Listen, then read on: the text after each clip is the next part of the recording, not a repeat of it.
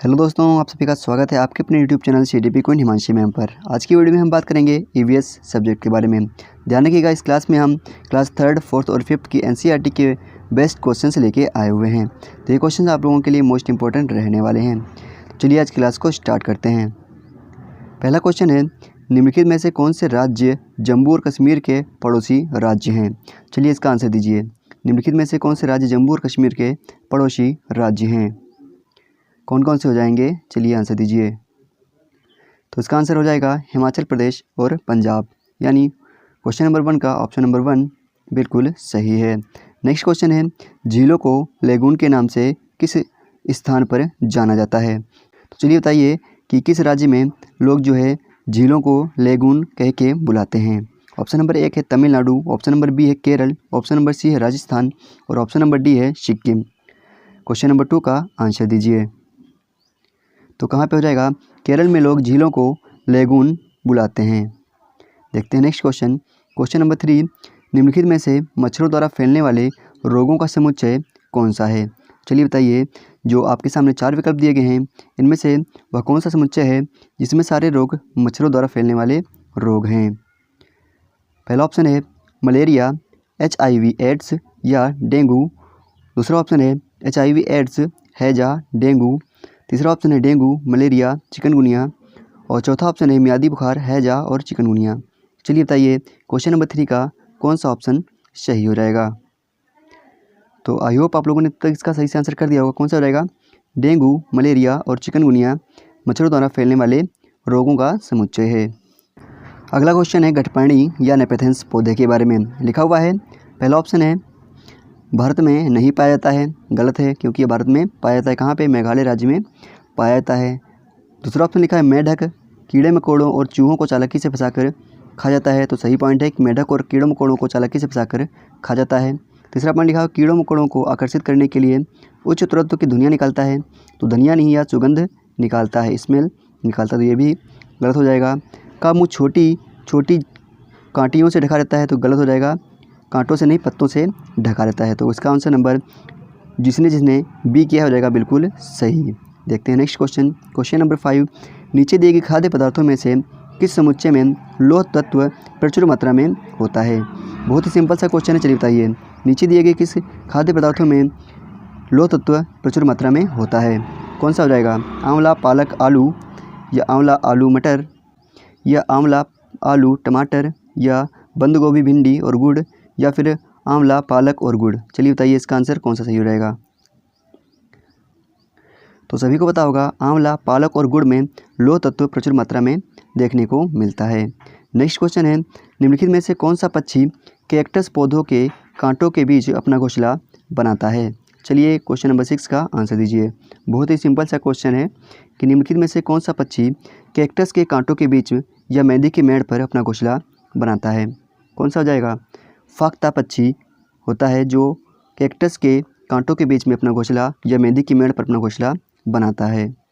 Next question है, नीचे दिए गए जीवों के समूह में किनकी दृष्टि श्रेष्ठ होती है तथा वह मानवों की तुलना में 4 गुनी अधिक दूरी तक वस्तुओं को देख सकते हैं? तो चलिए इस क्वेश्चन का आंसर दीजिए। बहुत ही सिंपल सा क्वेश्चन है, सभी लोगों को पता होना चाहिए। चील, गरुड़ और गिद्ध जो होते हैं वो मनुष्यों की तुलना में 4 गुनी अधिक दूरी तक का देख सकते हैं। तो इसका आंसर नंबर बी बिल्कुल सही हो जाएगा। नेक्स्ट क्वेश्चन है, निर्देश सबसे उपयुक्त विकल्प चुनकर निम्नलिखित प्रश्नों का उत्तर दीजिए। क्या है? निम्नलिखित में से जड़ का कौन सा कार्य पौधे के लिए नहीं होता है? जड़ का जो होता है कौन सा कार्य पौधों के लिए नहीं होता है? चलिए बताइए, आपके सामने 4 कार्य लिखे हुए हैं, इनमें से कौन सा कार्य जो है पौधों के लिए नहीं होता है? पहला ऑप्शन है ह्यूमस उपलब्ध कराना। तो ये भी जड़ों का कार्य होता है। पौधों को सहारा देना, ये भी जड़ों का कार्य होता है। जल तथा खनिजों का अवशोषण करना, ये भी जड़ों का कार्य होता है। और हमसे पूछा क्या गया है कि निम्नलिखित में से कौन सा जड़ों का कार्य नहीं है? जड़ें खाना बनाती हैं, ये जो है जड़ों का कार्य नहीं होता है। तो क्वेश्चन नंबर 8 का आंसर नंबर डी बिल्कुल सही हो जाएगा। नेक्स्ट है, वर्ली एक पारंपरिक कला का प्रकार है।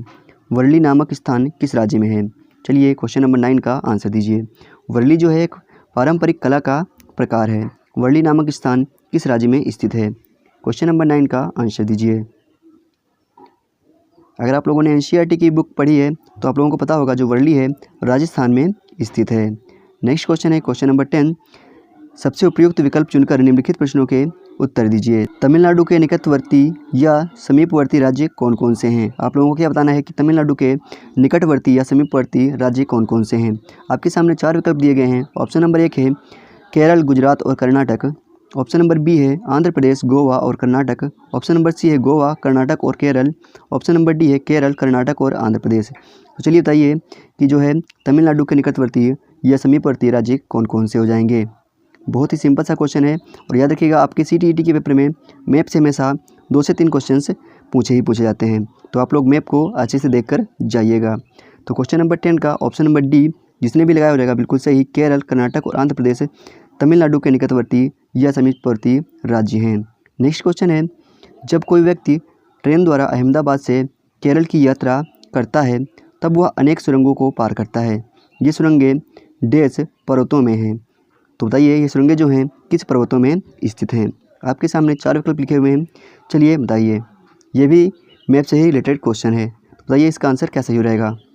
क्वेश्चन नंबर 11 का वो पढ़िए और इसका आंसर दीजिए। बहुत अच्छा सा क्वेश्चन है। तो क्या हो जाएगा, पश्चिमी घाट में स्थित हैं। कहाँ पे? ये सुरंगें पश्चिमी घाट में स्थित हैं।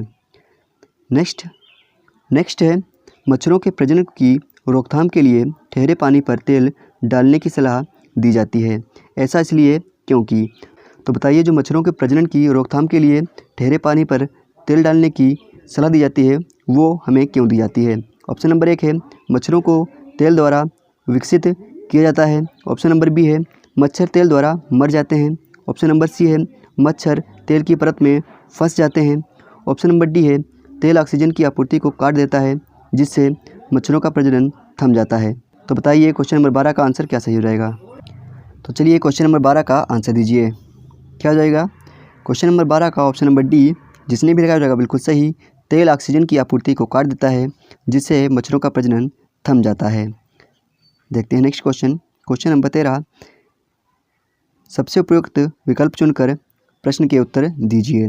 क्या लिखा हुआ है, निम्नलिखित में से कौन सा कीट मधुमक्खी की भांति कॉलोनी या बस्ती में एक साथ नहीं रहता है। क्या पूछा गया है? नहीं रहता है। चलिए बताइए निम्नलिखित में से कौन सा कीट मधुमक्खियों की भांति कॉलोनी या बस्तियों में नहीं रहता है। बहुत ही सिंपल सा क्वेश्चन है। चलिए इसका आंसर दीजिए। क्या हो जाएगा? मकड़ी। क्वेश्चन नंबर 13 का ऑप्शन नंबर सी बिल्कुल सही हो जाएगा। बाकी जो चींटी, दीमक और ततैया होते हैं ये सारे सामाजिक कीट हैं जो मधुमक्खियों की तरह कॉलोनी या बस्ती में रहते हैं। नेक्स्ट क्वेश्चन है क्वेश्चन नंबर 14, कुड़ुक कहाँ के लोगों की भाषा है। जो कुड़ुक भाषा है ये कहाँ के लोगों की भाषा है आप लोगों को बताना है। बहुत ही सिंपल सा क्वेश्चन। चलिए बताइए इसका आंसर क्या सही हो जाएगा। तो सभी को पता होना चाहिए जो कुड़ुक भाषा है ये झारखंड की भाषा है और झारखंड में जंगल को क्या बोलते हैं। तो झारखंड में जंगल को तोरांग बोला जाता है। क्या बोलते हैं? झारखंड में जंगल को तोरांग बोलते हैं। याद रखिएगा, यहाँ से क्वेश्चन बन सकता है। नेक्स्ट क्वेश्चन है क्वेश्चन नंबर 15, गोलकोंडा किला किसने बनवाया था। चलिए बताइए गोलकोंडा का जो किला था वह किस राजवंश ने बनवाया था। ऑप्शन नंबर 1 है चालुक्य राजवंश। ऑप्शन नंबर बी है काकतीय राजवंश। ऑप्शन नंबर सी है पल्लव राजवंश। ऑप्शन नंबर डी है चोल राजवंश। चलिए क्वेश्चन नंबर 15 का आंसर दीजिए। तो सभी को पता होना चाहिए जो गोलकोंडा का किला है वह काकतीय राजवंश द्वारा बनवाया गया था। किसके द्वारा? काकतीय राजवंश द्वारा बनवाया गया था। नेक्स्ट क्वेश्चन है क्वेश्चन नंबर 16। तो चलिए इसको सॉल्व करिए और इसका आंसर दीजिए। अगर आप लोगों को इसका फॉर्मूला मालूम है तो आप लोग कर लेंगे। क्या होता है फॉर्मूला? घनत्व बराबर द्रव्यमान बटे आयतन। तो उसको आप कर लेंगे तो कैसा हो जाएगा? 15 तियाँ 45 आ जाएगा इसका सही ऑप्शन। उसको कट पिट करेंगे तो 15 तियाँ 45 का बिल्कुल सही ऑप्शन हो जाएगा। तो क्वेश्चन नंबर 16 का ऑप्शन नंबर ए बिल्कुल सही हो जाएगा। नेक्स्ट है निम्नलिखित में से कौन सी अदिश राशि है। याद रखिएगा 2 राशि होती हैं, एक होती है सदिश राशि, एक होती है अदिश राशि। जिसमें कोई ना कोई दिशा दी होती है, जिनकी कोई ना कोई दिशा होती है उनको सदिश बोलते हैं और जिनकी कोई दिशा नहीं होती है उन राशियों को अदिश राशि बोलते हैं। तो क्वेश्चन नंबर 17 का आंसर दीजिए। इनमें से कौन सी एक अदिश राशि है। क्या हो जाएगा? ऑप्शन नंबर डी द्रव्यमान एक अदिश राशि है। नेक्स्ट क्वेश्चन है क्वेश्चन नंबर 18। एक ऐसी वस्तु जिसमें से कोई प्रकाश किरण गुजर नहीं सकती है वह कहलाती है। तो बताइए वह कौन सी वस्तु है जिसमें से कोई प्रकाश किरण गुजर नहीं सकती है और उसे क्या कहते हैं? क्या उसे पराभासी कहते हैं? क्या उसे पारदर्शी बोलते हैं? क्या उसे उत्तल बोलते हैं? क्या उसे अपारदर्शी बोलते हैं? क्वेश्चन नंबर 18 का आंसर दीजिए। बहुत ही सिंपल सा क्वेश्चन था, सभी को पता होना चाहिए। क्या बोलते हैं उसे अपारदर्शी बोलते हैं। तो क्वेश्चन नंबर 18 का ऑप्शन नंबर डी बिल्कुल सही हो जाएगा। देखते हैं नेक्स्ट क्वेश्चन। Question number 19। एक विलय का विघटन दर डैश पर निर्भर करता है। तो चलिए बताइए एक विलय का विघटन दर जो होता है वह किस पर निर्भर करता है। बहुत ही सिंपल सा क्वेश्चन है और आपके जो CTET का पेपर है उसमें कई सारे साइंस के और GK के क्वेश्चंस देखने को मिल रहे हैं, तो आप लोग थोड़ी बहुत साइंस भी देखकर जाइएगा।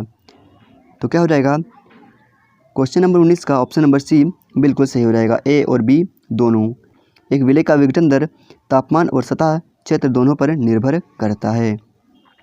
नेक्स्ट क्वेश्चन है स्थानों, दूरियों और दिशाओं की सापेक्ष स्थिति को समझने की क्षमता कहलाती है। क्या कहलाती है चलिए बताइए। स्थानों, दूरियों और दिशाओं की सापेक्ष स्थिति को समझने की क्षमता क्या कहलाती है। बहुत ही सिंपल सा क्वेश्चन है, चलिए बताइए।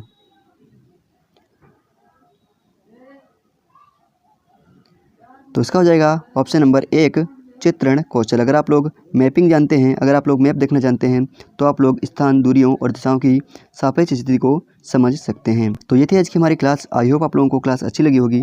अगर आप लोगों को क्लास अच्छी लगी है तो क्लास को लाइक कर दीजिए। चैनल पर नए हो तो चैनल को सब्सक्राइब कर लीजिए। और अगर आप लोगों को इस क्लास की PDF चाहिए तो आप लोग हमारे वेबसाइट को विजिट कर सकते हैं, जिसका लिंक नीचे दिया हुआ है। उस पर क्लिक करके आप लोग ये PDF आसानी से डाउनलोड कर पाएंगे। और ध्यान रखिए हम ऐसे ही अच्छे अच्छे प्रश्न लेके आते रहते हैं आप लोगों की तैयारी को और मजबूत बनाने के लिए। चलिए मिलते हैं आप लोगों को नेक्स्ट वीडियो में। तब तक के लिए जय हिंद, जय भारत।